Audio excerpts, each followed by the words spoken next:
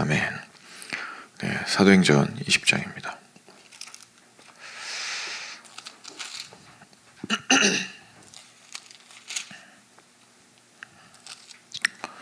(20장) 13절부터 24절입니다.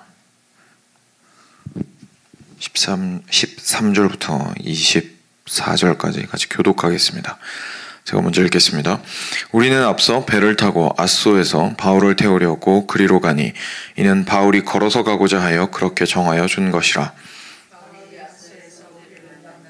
우리가 배에 태우고 미둘레네로 가서 거기서 떠나 이튿날 기오 앞에 오고 그 이튿날 사모에 들르고 또 그 다음날 밀레도에 이르니라.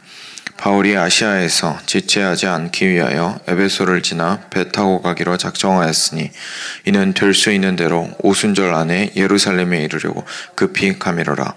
바울이 밀레도에서 사람을 에베소로 보내어 교회 장로들을 청하니 오매 그들에게 말하되 아시아에 들어온 첫날부터 지금까지 내가 항상 여러분 가운데에서 어떻게 행하였는지를 여러분도 아는 바니 곧 모든 겸손과 눈물이며 유대인의 관계로 말미암아 당한 시험을 참고 주를 섬긴 것과 유익한 것은 무엇이든지 공중 앞에서나 각 집에서나 거리낌이 없이 여러분에게 전하여 가르치고 유대인과 헬라인들에게 하나님께 대한 회개와 우리 주 예수 그리스도께 대한 믿음을 증언한 것이라.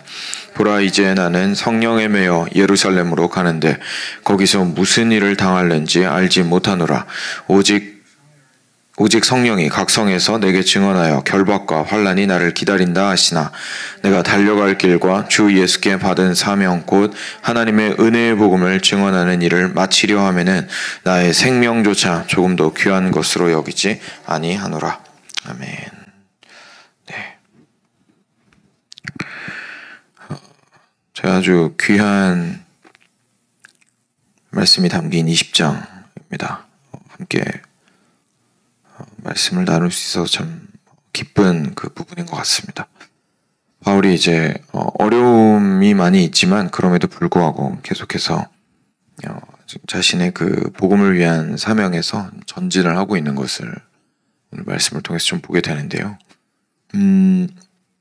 이제 뭐 앞부분은 그냥 그 이제 이동 경로를 얘기해 주는 거니까 그냥 간단하게만 아 그렇구나라고 생각을 하시면 되겠고, 원래 이제 육지로 가다가 그 다음에 15절이죠. 15절에 이제 밀레도라는 곳에 이르렀는데 에베소보다는 이제 밑으로 60km 정도면은 몇 마일일까요? 네, 하여간 60km 정도 되는 정도 거리에 있는 밀레도라는 곳에서 지금 모였습니다. 근데 그때 이제 빨리 예루살렘에 가고 싶어 했어요, 바울이. 그래서 지금 예루살렘 향해 가는 길이죠. 그래서 아시아에서 더 이상 지체하지 않으려고 에베소를 지나 배 타고 가기로 작정하였으니, 그러니까 에베소를 이렇게 머무르지 않고 그냥 패스해서 해로로 저기 바로 예루살렘으로 가려고 이제 마음을 먹은 겁니다. 그래서 근데 지금 아시겠지만 에베소가 바울한테 굉장히 중요한 교회잖아요. 그래서 에베소 교회 그 지도자들을 만나고 싶은 마음은 있었던 거죠. 그러니까 밀레도에 있다가 이게 어떡할까 하다가 이제 부른 거예요. 에베소 리더십들을 부른 겁니다.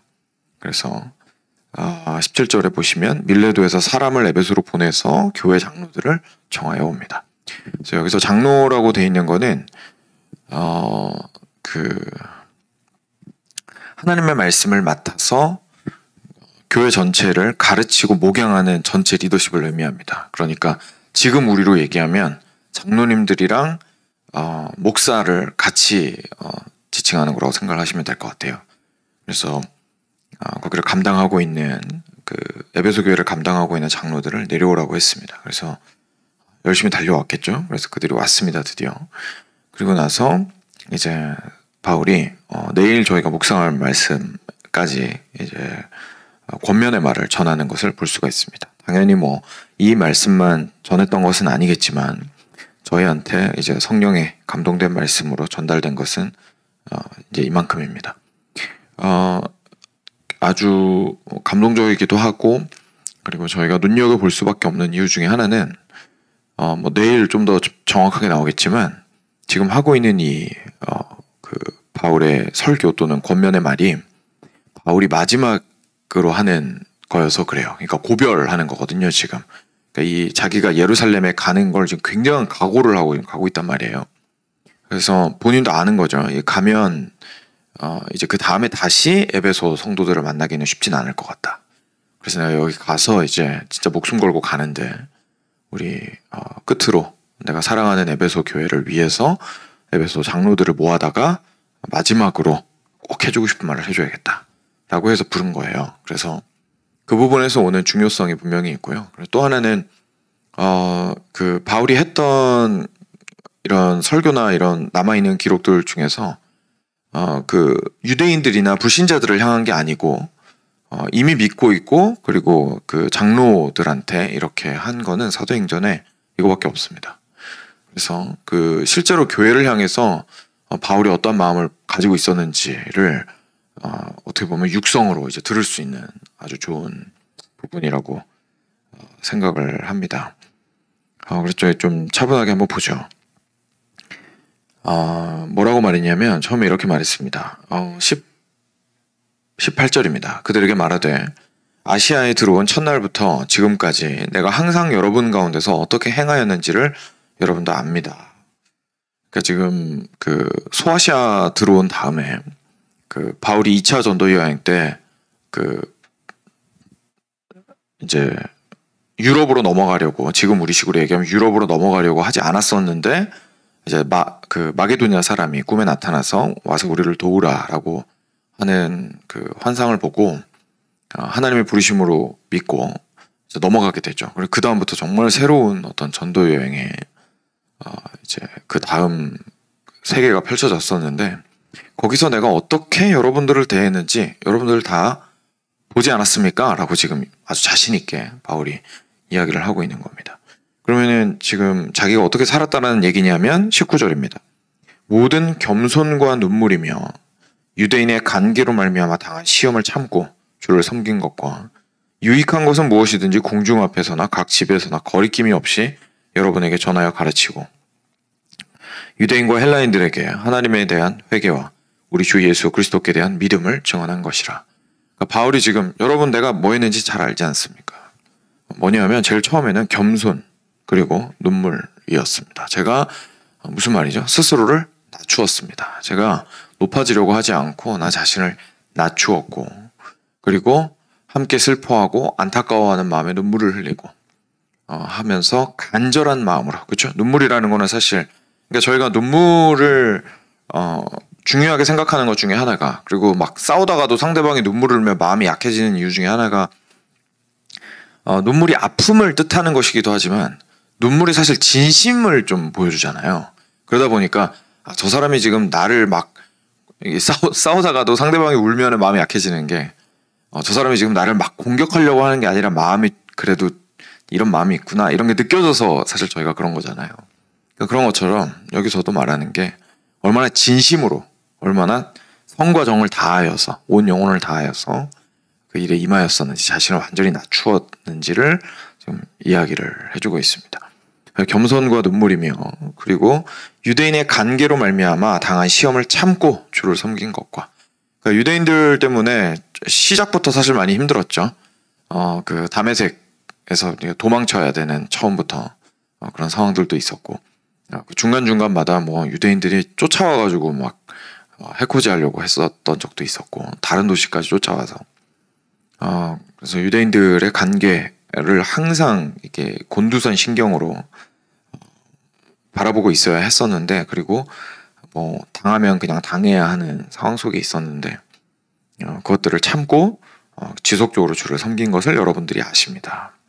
그리고 20절에서는 그리고 여러분들한테 교회에 유익한 것은 정말 신경 쓰지 않고 퍼블릭하게 공중 앞에서든지 아니면 각 집에 가서든지 거리낌이 없이 그러니까 가감이 없이 어떻게든 있는 그대로 여러분들한테 전해서 가르치려고 했던 거 여러분들이 아십니다. 그리고 끝으로는 유대인과 헬라인 그러니까 대상을 가리지 않고 그렇죠? 대상을 가리지 않고 내가 만난 사람들에게는 하나님께 대한 회개와 그리고 우리 주 예수 그리스도께 대한 믿음을 증언하였다는 것을 여러분들이 아십니다.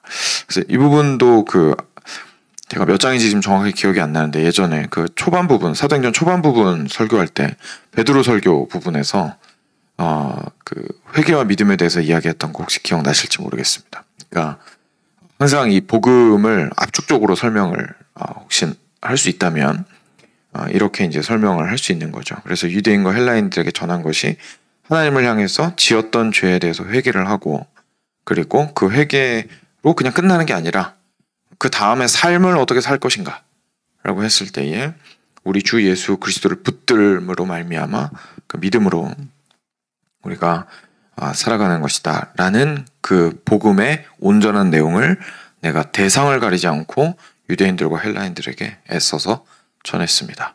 그리고 여러분들이 그것을 다 보았습니다 라고 지금 에베소 목사 장로들한테 얘기하고 있는 겁니다. 그러면서 이어지는 내용은 이겁니다. 보라, 이제 나는 성령에 매어 예루살렘으로 가는데 거기서 무슨 일을 당할는지 알지 못하노라. 오직 성령이 각 성에서 내게 증언하여 결박과 혼란이 나를 기다린다 하시나. 그래서 지금 성령께서 나를 예루살렘으로 보내시는데 그 하나님의 뜻을 따라서 내가 지금 예루살렘으로 가고 있는데 정확하게 구체적으로 무슨 일을 당할지는 내가 알지 못하지만 그래도 어느 정도 아는 것은 성령께서 각 성에서 내가 여기까지 오는 그 기간 동안마다 거친 모든 성에서 나한테 뭐 선지자를 통해서든 깨우침을 통해서든 알려주신 것은 예루살렘에 가면 아주 큰 고생을 할 것이다. 아주 큰 고통을 당하게 될 것이다 라고 이야기를 해주셨다라는 거를 지금 언급을 하고 있습니다. 그런데 24절 마지막입니다. 내가 달려갈 길과 주 예수께 받은 사명 곧 하나님의 은혜의 복음을 증언하는 일을 마치려 하면은 나의 생명조차 조금도 귀한 것으로 여기지 아니하노라. 저희가 좀 많이 듣고 도전받는 말씀인데 바로 여기에서 이렇게 등장을 합니다. 내가 달려갈 길과 주 예수께 받은 사명 곧 하나님의 은혜의 복음을 증언하는 일을 완수를 하기 위해서라면 나는 나의 생명을 전혀 귀한 것으로 여기지 아니하고 허비하기에 아까워하지 않겠노라.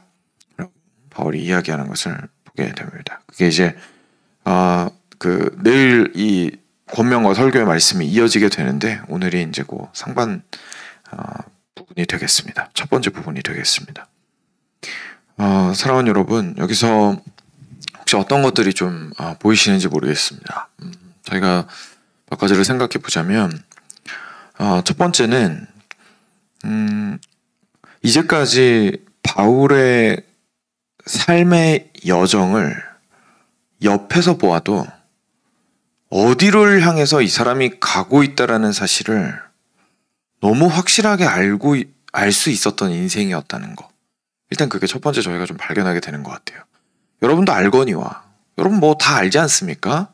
내가 눈물을 흘렸고 내가 겸손했고 내가 온갖 유대인들한테 고생을 당했지만 참고 견디고 그냥 끙끙거리고 끝난 게 아니라 주를 위하여 섬기기를 그치지 않았고, 그리고 유대인과 헬라인들을 만났을 때 전전긍긍하면서 이거 어떻게 해야 되나 이렇게 한 것이 아니라 그들을 향해서 하나님을 향한 회개와 주 예수 그리스도를 향한 믿음을 거리낌이 없이 전하고자 하였고, 그리고 그 사람들한테 전도만 한 게 아니라 여러분들한테 애써서 무엇이든지 유익한 것만 있으면 어떻게든 가르치고 먹이고 해가지고 여러분 하나님의 교회가 성장할 수 있도록 했던 거 여러분들이 알지 않습니까? 그죠? 알지 않습니까?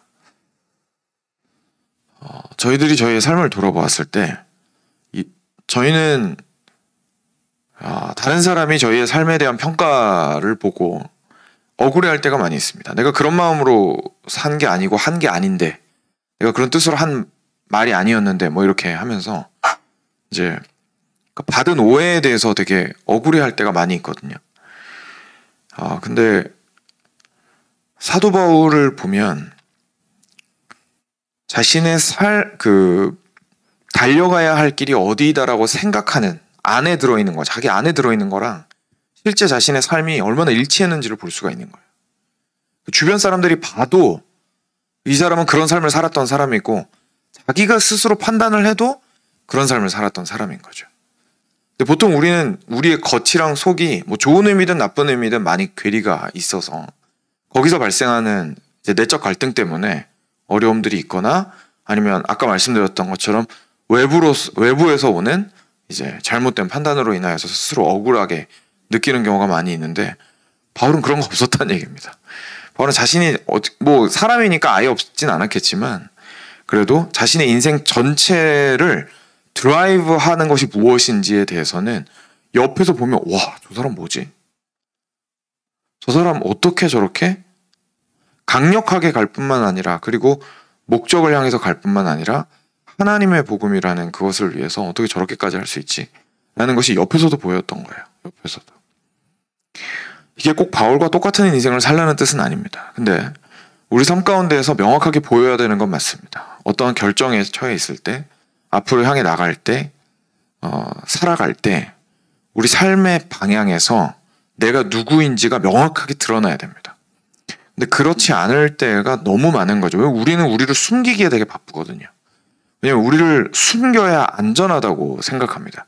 주변이 너무 이제 위협이 많은 세상이니까. 그리스도인들한테 적대적이잖아요. 그죠? 그리고 적대적이지 않더라도 민글이 되려면, 블렌드인을 하려면 이제 그러니까 민글이 되려면 블렌드인을 해야죠. 그러니까 사귀려면 자기 스스로를 타협을 하고 이렇게 맞춰가야 되는, 타협해야 되는 경우가 훨씬 더 많이 있습니다. 그러다 보니까 안전하려면, 편안하게 가려면, 쉽게 말해서 편안하게 가려면 무색무취하게 살아가는 게 물 흐르듯 그냥 옆의 흐름을 따라가는 게 인생을 편하게 사는 길일 겁니다. 근데 그러면 발생하는 문제가 뭐냐면 옆에서 봤을 때 내가 무슨 인생을 사는지 몰라요. 그렇죠? 남들이랑 똑같이 흘러가고 있으니까 옆에서 보면 내가 무슨 인생 사는지 옆 사람들이 말할 수 없습니다. 너 뭐 그냥 뭐 결정할 때마다 뭐 잘 하던데? 그러니까 똑같은 기준을 가지고 결정을 하고 있는 거죠. 남들이 결정하는 그 기준이랑. 네. 사도 바울 같은 경우에는 그렇지 않았다는 것을 저희가 보게 되죠. 목적도 달랐고, 그죠? 과정도 달랐고, 그 삶을 걸어나가는 태도도 달랐습니다. 사람들은 혹시 이런 거 아시는지 모르겠는데 젊은 사람들 사이에서 이제 뭐 우스갯소리이긴 하지만 정말 진심을 당하면서 서로 축복할 때, 소위 말하는 축복을 할 때 적게 일하고 많이 버세요. 뭐 이런 얘기 하거든요. 적게 일하고 많이 버세요. 이게 이제 그 다른 사람한테 잘 되라는 얘기를 이제 장난식으로 얘기하는 건데 사실 거기에 되게 진심이 담겨 있거든요. 우리 다 그러고 싶어요.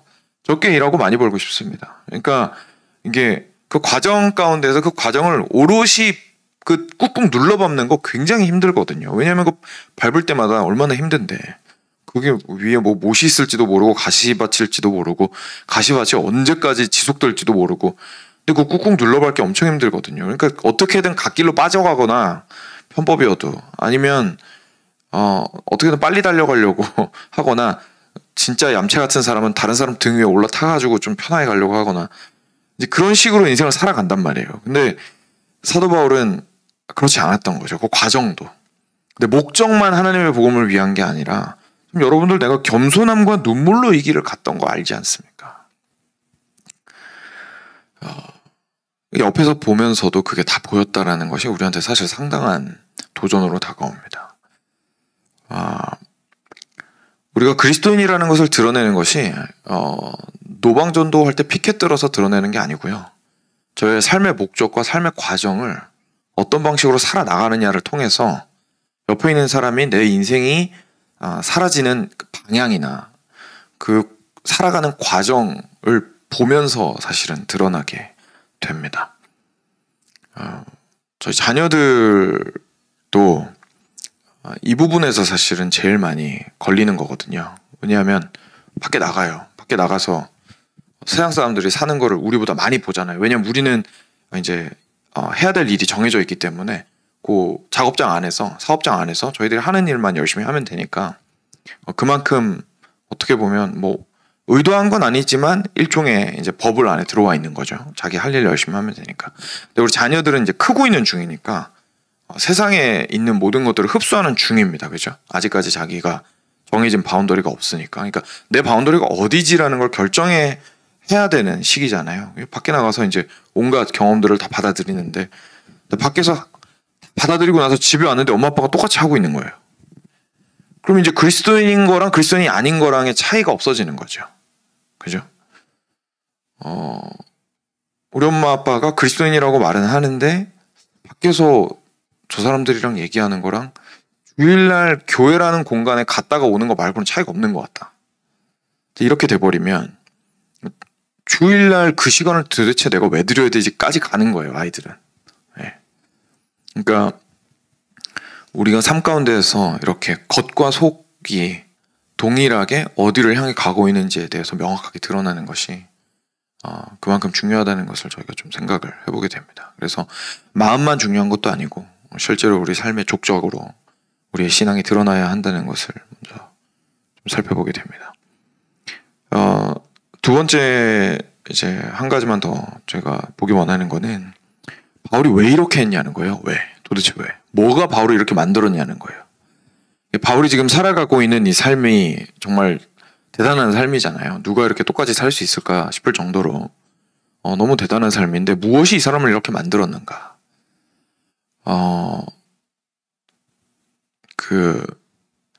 여러분 담에색하는 도상에서 빛으로 임하시고 실제 눈에 예수님 음성 들리면 이렇게 살 수 있을까요? 저희는 그렇게 많이 생각합니다. 저희는 모태신앙 아니고 이제 힘겹게 그 인생에서 구르면서 살다가 극적으로 예수님 만나면 그 경험이 너무나 인텐스해서 너무 이렇게 강력해서 그것 때문에 이제 그 다음 인생의 방향이 바뀔 수 있고 지속적으로 살아갈 수 있을 거라고 생각을 합니다. 근데 그건 그냥 시작점인 거고요. 그건 그냥 시작점일 뿐이고 처음에 그렇게 시작했다고 해서 끝까지 사도 바울처럼 사는 사람이 그렇게 많은 건 아닙니다. 굉장히 찾기 힘듭니다. 그 경험도 뭐 한순간이거든요. 한 10년 지나면 이제 가물가물해지죠. 무엇이 사도 바울을 이렇게 움직였는지를 오늘 살펴보다가 그래서 우리가 눈길이 머무는 곳이 사실 사명이에요. 그렇죠? 그래서 저희가 사명에 대해서 많이 생각을 하게 됩니다. 근데 이것도 저희가 틀린 말은 아니거든요.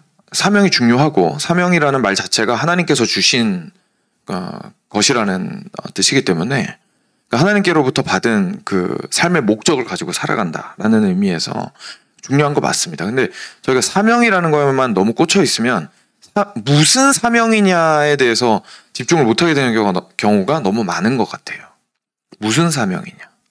근데 사실 정말 오늘 사도 바울의 마음속을 파헤쳐 들어가면 지금 사도 바울이 말하는 게 아니 이게 내가 할 일이라서 내가 맡은 일이라서 하나님이 나한테 맡겨주신 일이라서 내가 열심히 하는 거야 이런 뜻이라기보다는 내가 맡은 게 하나님의 복음이야 이게 더 사실 강조점이 있다는 것을 저희가 보게 되는 거죠. 내가 맡은 것은 하나님의 교회이고 내가 맡은 것은 하나님의 복음이야. 근데 이것만으로 우리가 살 수 있기 때문에 나는 이 길을 걸어갈 수밖에 없어. 거기에 고난이 있더라도 나는 거기로 갈 거야. 왜냐하면 이 복음이 나보다 귀하니까. 그리고 내 인생이 가장 가치 있게 되는 길은 나를 위해서 사는 것이 아니라 하나님의 교회를 위하여서 하나님께서 택하신 자들을 위하여서 하나님께서 택하고자 하시는 자들을 위하여서 나의 인생을 드리는 것이 가장 가치 있는 것이기 때문에 내가 이 일을 위해서는 살아도 이 일을 위해서 살겠고 죽어도 이 일을 위해서 내가 죽겠다. 생명을 전혀 이것을 위해서는 가치 있는 것으로 내가 여기지 않노라 라고 이야기하는 것을 보게 됩니다. 간단하게만 얘기해서 이런 겁니다. 우리가 예수님의 사랑 안에 깊이 있게 거하게 되면 자연스럽게 하나님의 교회를 향한 사랑으로 이어지게 됩니다. 왜냐하면 교회를 만드신 분이 하나님이시고 내가 교회이기 때문에 그렇습니다. 그러니까 교회가 건물이 아니라 영혼이잖아요.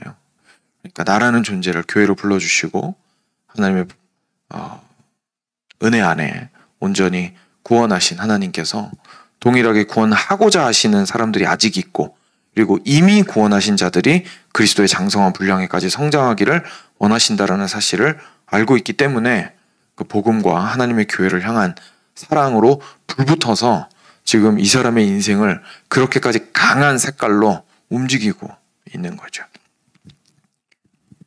첫 번째와 두 번째 저희 오늘 묵상을 함께 생각해보면서 저의 삶을 돌아보면 결국은 저희가 예수님의 그 은혜의 복음이 무엇인지를 명확하게 알고 거기에 깊이 있게 잠겨있지 않으면 그런 강력한 방향성과 올바른 과정을 가진 인생을 살 수가 없다는 결론에 도달을 하게 됩니다. 사도 바울과 같은 그런 명확한 목적과 그리고 그에 알맞는 과정을 가진 인생을 살지 못하는 가장 큰 이유 중에 하나는 그게 개인적으로든 교회 전체적으로든 그런 모습의 인생을 살고 있지 못하는 가장 큰 이유 중에 하나는 그리스도의 복음 안에 깊이 있게 뿌리박고 있지 않기 때문인 거죠. 그리스도의 복음이 그만큼 사랑스럽지 않은 거예요. 그리스도의 복음을 위해서 인생을 던져야 될 만큼 그리스도의 복음이 귀하게 여겨지지 않는다라는 데 사실은 포인트가 있습니다. 그래서 사도 바울의 인생을 저희가 보면서 겉모습만 보고 아유 뭐 저렇게까지는 난 못하지 이렇게 얘기하고 그냥 저 사람 진짜 대단한 사람이었나 보다, 아니면은 하나님이 나한테도 이렇게 하라 그러시면 어떡하지 그러면서 무서워하는, 보통 저희가 반응이 그렇게 나오잖아요, 그죠? 하나님이 그런 거 안 시키십니다. 네, 그런 거 안 시키세요. 걱정하지 마세요. 시키셨으면 이미 벌써 하셨을 거예요. 앞으로 이런 일을 감당하게 하시려면 감당할 수 있는 마음을 주시는 거예요. 감당할 수 있는 마음을 주시는 거예요. 그러니까 중요한 건 뭐냐면 오늘 사도 바울과 같은 마음을 가지는 거예요. 그래가지고 오늘, 왜냐면 뭐든지 시작점이라는 게 있잖아요. 그러니까 행여나 10년 뒤에 내가 사도 바울처럼 돼 있는다 할지라도 오늘 한 걸음은 작은 한 걸음이에요. 거기까지 가려면 한참 걸리니까. 사도 바울도 한참 있다가 여기까지 온 거잖아요. 지금 전도 여행 벌써 3번 했거든요. 그죠? 그러니까 이게 간단한 게 아닙니다. 그러니까 무슨 뭐 갑자기 하나님이 오늘 벼락 떨어져가지고 너 내일 아프리카로 들어가라. 그러니까 이게 아니에요. 이거는 이제 잘못 너무 극적인 그 상황에만 저희가 집중을 하는 모습인 거고, 하나님께서는 우리의 삶 전체를 사도 바울과 동일한 마음을 가지고 걸어가기를 원하신다는 것은 저희가 타협해서는 안 됩니다. 이 부분은. 그리고 저희 자신을 그 동일한 마음 위에 세워놓고 같이 비교를 하면서 함께 도전받고 그리고 격려받고 하면서 주님 앞으로, 주님 안에서 살아나가는 것이 참 중요할 겁니다. 그래서 그리스도의 복음을 깊이 있게 사랑하게 되는 우리 베들레헴 교회가 되기를 주님의 이름으로 간절히 축원드립니다. 같이 기도하겠습니다.